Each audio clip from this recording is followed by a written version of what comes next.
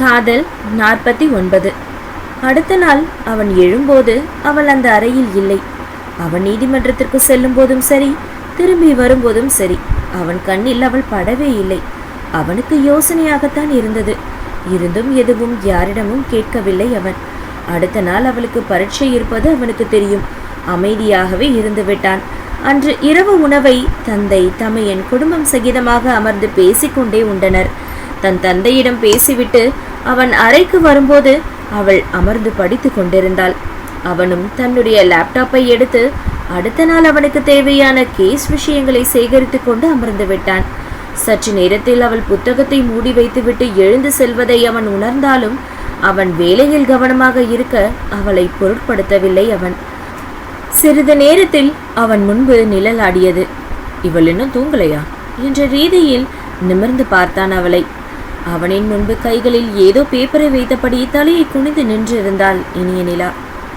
என்ன நிலா, தூங்கலையா? படிச்சதுல ஏதாவது சந்தேகம் இருக்கா?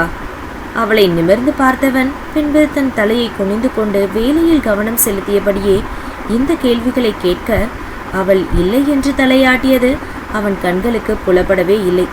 அவளிடமிருந்து பதில் வராமல் போகவும் அவன் மீண்டும் தலையை உயர்த்தி அவளை பார்க்க அவள் அப்பொழுதும் அப்படியே நின்றிருந்தாள். என்ன நிலா என்றான் சற்று அழுத்தமான குரலில். அவள் கையில் வைத்திருந்த காகிதத்தை அவன் முன்பு நீட்டினாள்.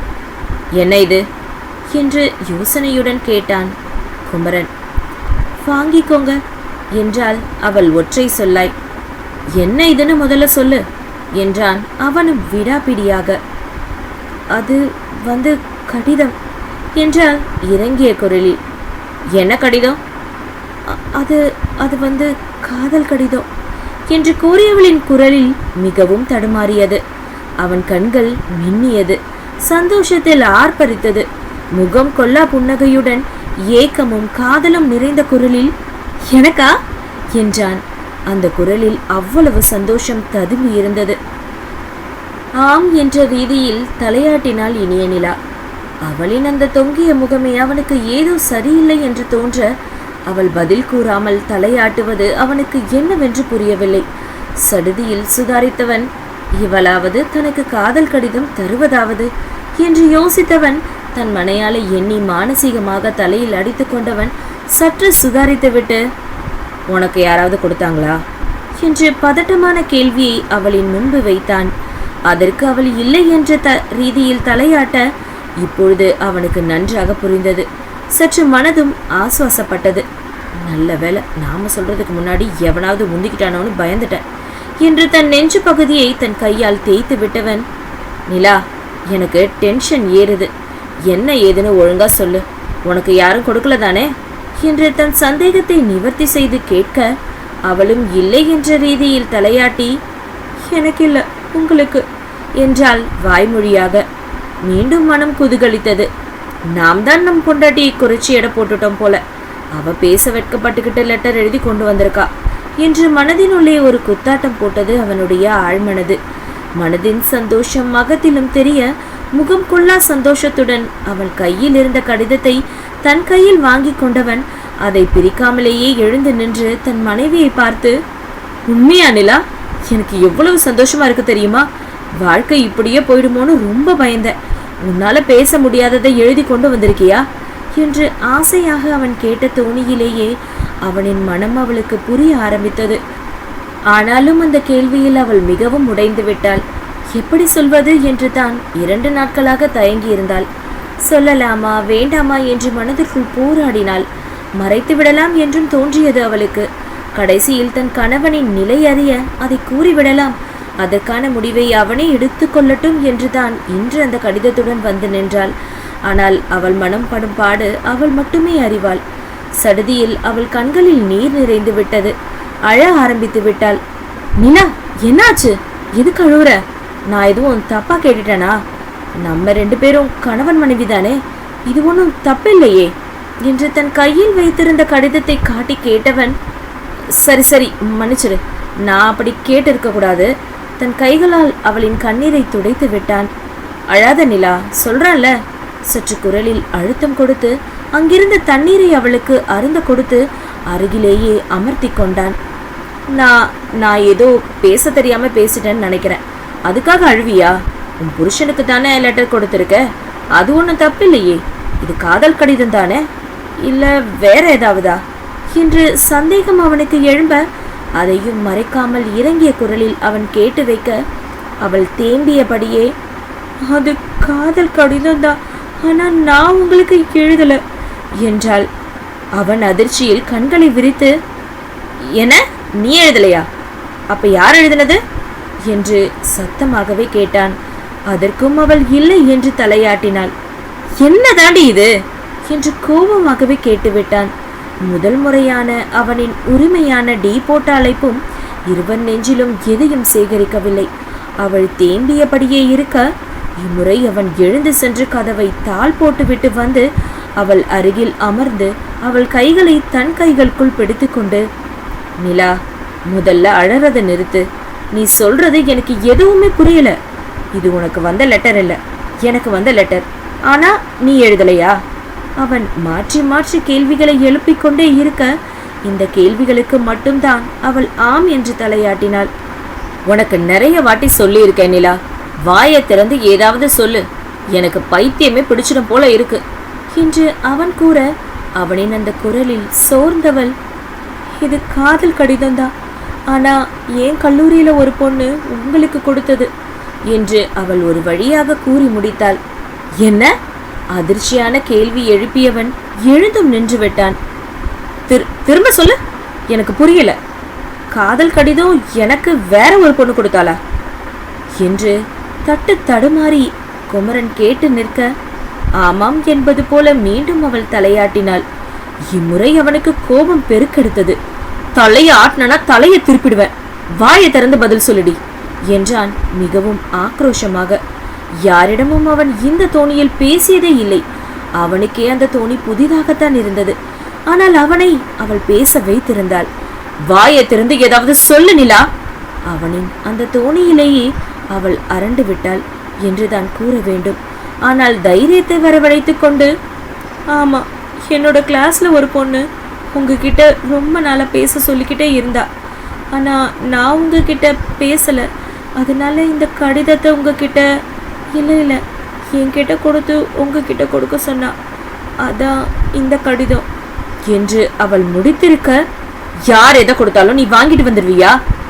உனக்குன்னு கொஞ்சம் கூட அறிவில்லையா என்று ஆக்ரோஷமாக குமரன் கேட்க, அவள் அமைதியாகவே அமர்ந்திருந்தாள். எனக்கு கல்யாணம் ஆயிடுச்சுன்னு அவளுக்கு தெரியுமா? அதாவது நாம 2 பேரும் கணவன் மனைவின்னு அந்த பொண்ணுக்கு தெரியுமா என்ற அந்த ஒற்றை மொழியில் அவனுக்கு ஏகத்திற்கும் கடுப்பு ஏறியது. அவன் பல்லை கடித்தது அவளுக்கும் நன்றாக கேட்க, சுதாரித்தவள், தெரியும், நீங்க என்னோட கணவன்னு அவளுக்கு தெரியும். நான் அவள்கிட்ட சொன்னேன், ஆனா அவ கேட்கல. சரி, நீ சொன்ன, அவ கேட்கல, ஆனா அவ கொடுத்ததை நீ வாங்கிட்டு வந்து இப்படித்தான் நிப்பியா என்று அவன் கடுப்பாக கேட்க, நான் வாங்க மாட்டேன்னு தான் சொன்னேன், ஆனா என் கையில வச்சுட்டா. சரி வச்சுட்டா, உனக்கு அதை கிழிச்சு போட தெரியாதா? இப்படித்தான் எடுத்துட்டு வந்து நிப்பியா என்று அவன் மீண்டும் மீண்டும் அதே கேள்வியை கேட்க,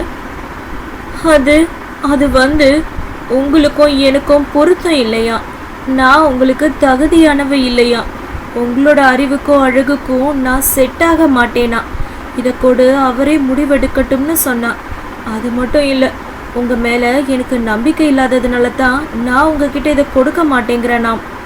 எனக்கு உங்கள் மேலே நம்பிக்கை இருந்தால் தாராளமாக இந்த கடிதம்னாலும் எதுவும் நடக்காதான். நம்ம 2 பேருக்குள்ளும் எந்த பிரச்சனையும் வராது, நீ தைரியமாக கொடுன்னு சொன்னா. மீண்டும் அவன் பல் அரைப்படும் ஓசை அவள் காதுகளில் நன்றாக கேட்டது. ஏற்கனவே அழுது கொண்டிருப்பவளிடம் அவனுக்கு கோபப்படவும் மனம் வரவில்லை. என்றாலும் அவளின் செயல், வார்த்தை அவனை கோபமூட்டி கொண்டிருந்தது. ஒருத்தி இந்த அளவுக்கு ஏமாளியாக இருப்பாளா என்று என்ன தோன்றியது. அப்போ உனக்கு எந்த பிரச்சனையும் இல்லை, அப்படித்தானே? எவ எதை கொடுத்தாலும் வாங்கிட்டு வந்து என்கிட்ட கொடுத்துடுவ, யார் எதை சொன்னாலும் நம்பிட்டு வந்துடுவ. ஏன் உனக்கு இந்த கல்யாணத்துல இஷ்டம் இல்லையா?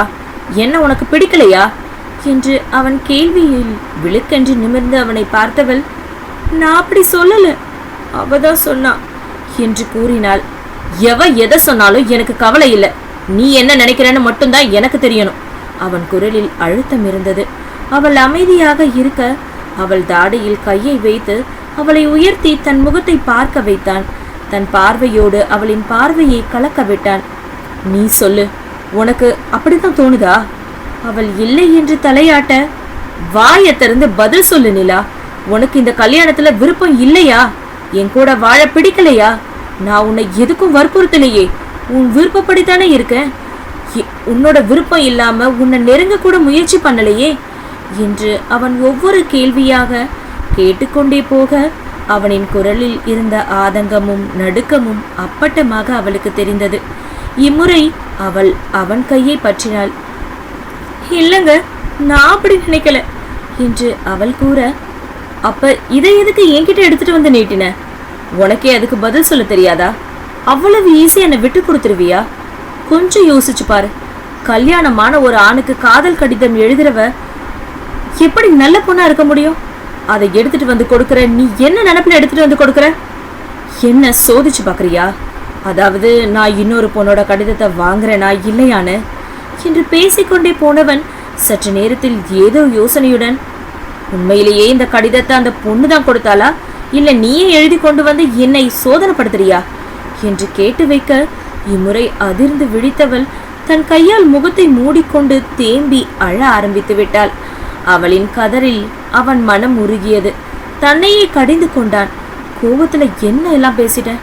இவ எதை செய்வா எதை செய்ய மாட்டான்னு எனக்கு தெரியாதா? இப்படி பேசிட்டோமே, எவ்வளவு மனசு வருத்தப்படுவா என்று அவனுக்கு புரிந்தாலும் அவள் கடிதத்தை கொண்டு வந்து நீட்டியதை அவனால் மன்னிக்கவே முடியவில்லை. அது அவனுக்கு கோபத்தை கிளப்பி இருந்தது. அவள் அழட்டும் என்று அப்படியே விட்டுவிட்டு பால்கனியில் சென்று நின்று விட்டான். சற்று நேரம் அங்கே அமைதி நிலவியது. கதவு தட்டும் ஓசை கேட்க இருவருமே கதவை திரும்பி பார்த்தனர். நிலா எழுந்து செல்லாமல் தன் முகத்தை அழுந்து துடைத்து கொண்டு அமர்ந்திருக்க அவன் புருவ முடிச்சுடன் சென்று கதவை திறந்தான். அங்கே பங்கஜம் நின்று கொண்டிருந்தார். அவர் பின்னோடு ஹேமா, கணேசன், ரங்கராஜனும் என்று நின்றிருக்க குமரனுக்கு நன்றாக விளங்கியது. இவள் அழுதது வெளியே கேட்டிருக்கிறது, அதான் அனைவருமே வந்துவிட்டனர் என்று. அவர்களை பார்த்தவன் அவர்கள் அறைக்குள் வர அனுமதித்து ஒதுங்கி நின்றான். அங்கிருந்த அனைவருமே தம்பதியினர் இருவரையும் மாறி மாறி பார்க்க ரங்கராஜன் பங்கஜத்தின் தோள்களை அழுத்திவிட்டு மனைவியை பார்த்து கொள்ள சொல்லி கண்களால் சமிஞ்சை செய்தவர் படிகளில் கீழே இறங்கி சென்று விட்டார். கணேசனும் ஹேமாவும் கூட தங்களது அறையை நோக்கி சென்றுவிட பங்கஜம் மட்டுமே உள்ளே நுழைந்தார். குமரன் அறையின் உள்ளே நுழையும் தன் தாயை அமைதியாக பார்த்திருந்தானே தவிர வாயை திறந்து எதுவும் கூறவில்லை. நிலாவின் அருகில் சென்று அமர்ந்தவர் நிலாவின் கையை பற்றி, புருஷன் பொண்டாட்டிக்குள்ள சண்டை சச்சரவு எல்லாம் சகஜமான ஒண்ணுதான். என் பையனை பத்தி எனக்கு நல்லா தெரியும். இருந்தாலும் நான் உங்க அறைக்குள்ள வந்திருக்கேன். ஏன்னா வீட்டுக்கு வாழ வந்த பொண்ணு அழற சத்தம் வெளியே கேட்கட்டும்னு என்னால் அமைதியா இருக்க முடியாம உள்ள வந்துட்டேன். மற்றபடி உங்க 2 பேரோட பிரச்சனையும் நீங்க 2 பேரும் தான் பேசி தீர்த்துக்கணும். அதுல மூணாவதா ஒருத்தர் தலையிடக்கூடாது. அது உங்க தாய் தந்தையே இருந்தாலும் சரி, உங்க குழந்தைகளா இருந்தாலும் சரி, 2 பேருக்கும் நடுவுல யாரையும் உள்ள வர விடக்கூடாது. நான் சொல்றது புரியுதா நிலா என்று கேட்க அவள் தலையாட்டினாள். தீர்வு இல்லாத பிரச்சனைன்னு இங்க எதுவுமே இல்லை. பிரச்சனைன்னு ஒன்று இருந்தா அதுக்கு தீர்வுன்னு ஒன்று இருக்கும். அழுது எதையும் சாதிக்க முடியாது. பேசிதான் சமரசமாக்கணும். ஒருவேளை இதுல என் மகனோட தப்பு ஏதாவது இருந்தா கண்டிப்பா என்கிட்ட சொல்லு. நான் அவன் காதை பிடிச்சு கேள்வி கேட்பேன். உன்னோட தப்பா இருந்தாலும் சரி, ஆனா 2 பேரும் சேர்ந்து பேசி சரி செஞ்சுக்கோங்க என்று கூறியவர் எழுந்து குமரனின் அருகில் வந்து நின்றவர், உனக்கு நான் எதையும் சொல்ல வேண்டிய அவசியம் இல்லை குமரா. ஆனா நிலாவை பத்தி உனக்கு நல்லா தெரியும். அவளை கொஞ்சம் கொஞ்சமாக தான் மாற்ற முயற்சி பண்ணணும். ஒரேடியாக மாற்ற முயற்சி பண்ணாத. அவள் அழறதுக்கு நீ காரணமாக இருக்க மாட்டேன்னு நான் நம்புகிறேன். ஆனால் அவள் அழுகையை போக்குற முதல் ஆளாக நீ தான் இருக்கணும்னு நான் நினைக்கிறேன். பொண்ணுங்க எதுக்கு வேணாலும் அழுவாங்கன்னு ஆண்கள் நினச்சிட்டு இருக்கீங்க. ஆனால் அவங்களால முடியாத பட்சத்தில் மட்டும்தான் அவங்க அழுவாங்க. உங்கள் 2 பேரில் யாரோட தப்பாக இருந்தாலும் சரி, பேசி சரி பண்ணுங்க. மன்னிப்பு கேட்குறதும் தப்பு இல்லை. மனைவி கிட்ட மன்னிப்பு கேட்கறது சுத்தமாக தப்பு இல்லை. சில நேரங்களில் பிரச்சனையை ஆற போடுறது கூட அப்புறம் பார்த்துக்கலாம்னு ஒதுக்கி வைக்கிறதும் கூட தப்பாகிடும். பிரச்சனையை வளர விடாமல் பேசி புரிய வைக்கிறதும் புரிஞ்சுக்கிறதும் நம்மளோட கடமை. நிலாவை உனக்கு திருமணம் பேசும்போது நான் உன்கிட்ட சொல்லி இருந்தேன், அவள் எப்படி இருந்தாலும் அவளை நான் ஏற்றுப்பேன் அம்மான்னு நீ எனக்கு வாக்கு கொடுத்துருக்க. அது எங்கே போச்சு? நீ நினைக்கிற அளவுக்கு பெருசாக எதுவும் இல்லைனாலும் சின்ன சின்ன குறைகளோடு இருக்கிறவங்க தான் மனுஷங்க. அந்த குறைகளோட அவங்கள நாம் ஏற்றுக்கத்தான் வேணும். அந்த குறைகளை சரி செய்ய முயற்சி செய்யலாம், முழுசாக அதை மாற்ற முடியாது. உனக்கு அதிகம் சொல்ல வேண்டியதில்லை.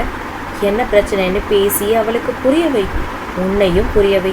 இங்கே நிறைய பிரச்சனைகள் மூல காரணமே நம்மளை புரிய வைக்கிறதுல நாம் தவிரடுறது தான் என்று அவன் தோள்களில் தட்டிவிட்டு அங்கிருந்து அகன்று விட்டார் பங்கஜம் அம்மாள். காதல் 50. தன் தாய் கூறிய அனைத்தையும் உள்வாங்கி அமைதியாக நின்றிருந்தவன் அவர் செல்லும் வரை அமைதி காத்து சென்ற பின் கதவை தாள் போட்டுவிட்டு அவளின் அருகில் வந்து அமர்ந்தான். புரியலனா புரிய வைக்குமரா என்று அவன் தாயின் வார்த்தைகள் அவன் காதில் ரீங்காரமிட்டு கொண்டிருக்க கண்ணமுப்பி காற்றை ஊதியபடி சற்று தன்னை திடப்படுத்தி கொண்டவன் அவள் அருகில் வந்து அமர்ந்தான். தன் கோபத்தை எல்லாம் மூட்டை கட்டி வைத்தான். அவளின் அழுகை அவனை என்னவோ செய்தது.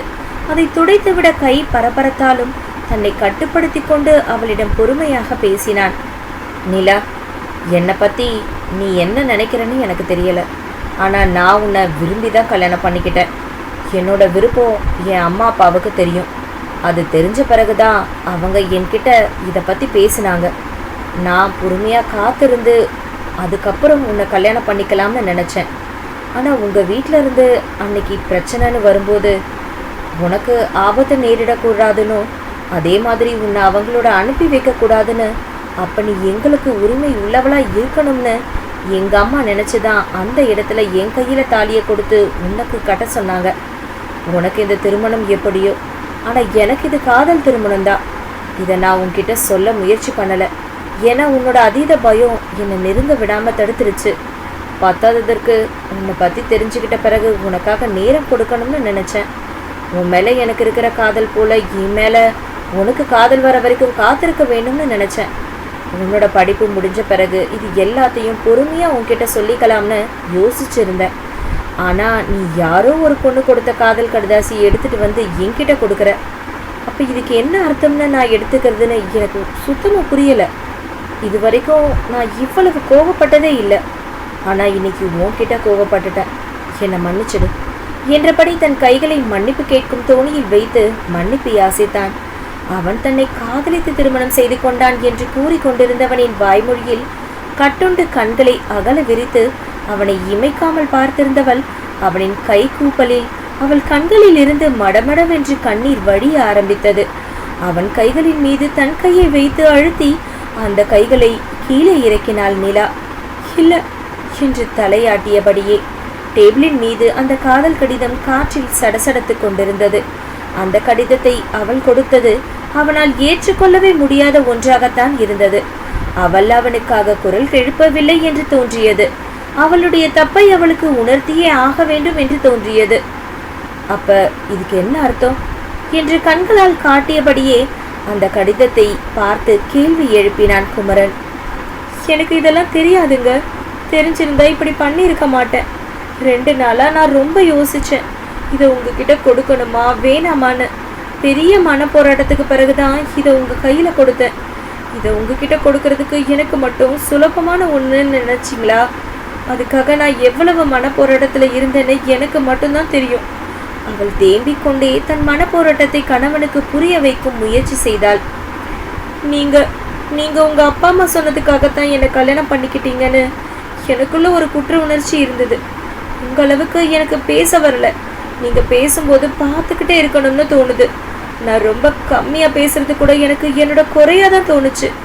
கல்லூரியில் அந்த பொண்ணு மட்டும் இல்லை, இன்னும் சில பேரும் உங்ககிட்ட பேச விருப்பப்பட்டாங்க. உங்களை பற்றி என்கிட்ட கேள்வி கேட்டுக்கிட்டே இருப்பாங்க. நம்ம உறவை பற்றியும் சேர்ந்து பேசுவாங்க, கிண்டல் பண்ணுவாங்க.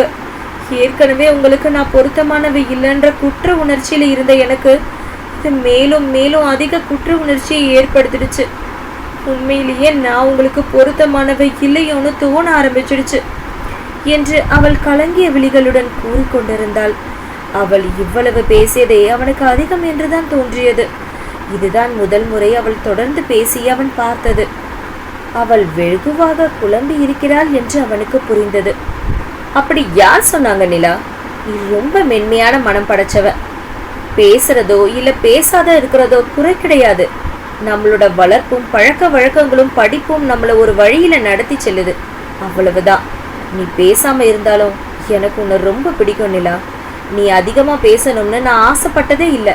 ஆனா நீ என்கிட்ட பேச மாட்டியோன்னு நான் நிறைய வாட்டி ஏங்கி இருக்கேன் என்று அவன் காதல் மொழி பேசிக்கொண்டே போக, என்ன உங்களுக்கு உண்மையிலேயே பிடிக்குமா என்று அவள் குழந்தைத்தனமான கேள்வியில் அவன் தன் கோபம் அனைத்தையும் எடுத்து அவள் காலடியில் வெடித்து விட்டான்.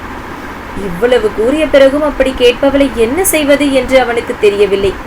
ஆனால் அவளுக்கு தன்னை புரிய வைத்தே ஆக வேண்டும் என்று முடிவெடுத்து விட்டான். சில நேரங்களில் தள்ளி போடுவது கூட தவறாகிவிடும் என்று அவன் தாய் கூறியது அவன் நினைவில் எழுந்தது. ரொம்ப பிடிக்கும் நிலா, உன்னை மட்டும்தான் ரொம்ப ரொம்ப பிடிக்கும். உன் மேல காதல் வந்ததுன்னு சொல்றதுக்கு முன்னாடியே எனக்கு உன்னை ரொம்ப பிடிச்சிருந்தது. உன்னுடைய இந்த மருண்ட விழிகள் என்னை ஆலாபனை செஞ்சது. இந்த அகன்ற விழிகள் என்னை உள்ளே எடுத்துக்கொள்ள பார்த்தது. அதிகம் பேசுற எனக்கு உன்னோட பேசாத இந்த உதடுகள் ஏதோ பிடிச்சு போச்சு. உன்னுடைய இந்த முகம் என்னை பார்க்க தூண்டிக்கிட்டே இருந்தது. எந்த பெண்கிட்டையும் நான் இவ்வளவு தடுமாறினதில்லை. நீ அடிபட்டு முகம் வீங்கி கண்கள் தெரியாம படுத்திருக்கும் போது நான் செத்துட்டேன்னு தான் சொல்லுவேன். எந்த கண்கள் என்னை ஆழத்துல இழுத்துட்டு போச்சோ அந்த கண்களை நான் திரும்பவும் பார்க்க எவ்வளவு தவிச்சேன்னு எனக்கு மட்டும்தான் தெரியும் நிலா. என்னோட பார்வையிலேயோ என்னோட பேச்சிலேயோ என்னோட காதல் உனக்கு புரிய வைக்காம இருந்தது என்னோட தப்பு தான். நான் தான் உனக்கு புரிய வச்சிருக்கணும். இல்லைங்க, நான் தான் தப்பா நினைச்சிட்டேன். என்ன உங்களுக்கு பிடிக்கலன்னு யோசிச்சுட்டேன் என்று அவள் நிறுத்த, எனக்கு உன்னை ரொம்ப பிடிக்கும் நிலா, உன்னை மட்டும்தான் பிடிக்கும் என்றான் அவன் மீண்டும் ஆழ்ந்து. அவள் கண்களோடு தன் கண்களை கலக்க விட்டபடியே கூறினான். அவளும் அந்த வார்த்தையில் கட்டுண்டு தேன் குடித்த வண்டாய் தன் நிலையை இழந்து கொண்டிருந்தாள். யார் என்ன சொன்னாலும் உனக்கு தெளிவு இருக்கணும் நிலா. நான் உன்னுடைய கணவன். உனக்கு அந்த உரிமை உணர்வு இருக்கணும்.